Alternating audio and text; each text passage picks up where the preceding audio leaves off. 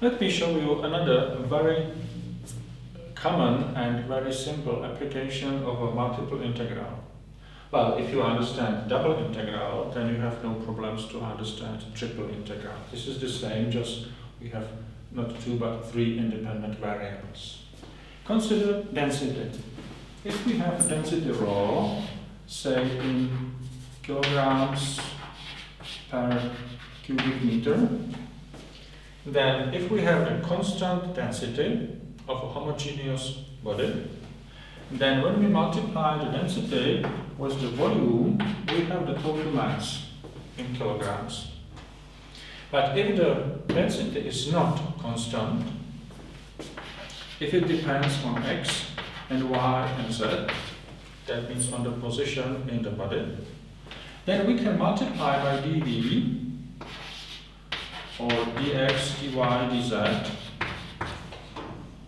And this is the small contribution dm to the mass, that means the mass of the small element of the body.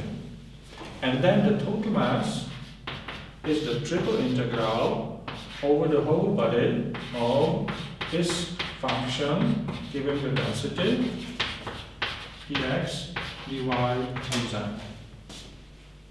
So this is an important application of a triple integral relating density and volume and mass. Another application is in quantum mechanics. In quantum mechanics, we have the wave function psi that describes the state of the system, say an electron or an atom.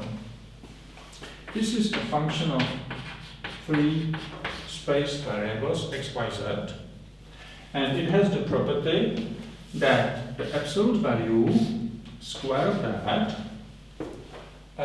if psi is complex, then we must use absolute value, has the meaning of the density of the probability of finding that object in the xyz position. And if we multiply by the volume element, dx, dy, dz, similarly as before, then this is the probability of finding the object in the position xyz with these dimensions of the cuboid. And when we integrate this over some domain D, then we get the total probability of finding the object in the domain D.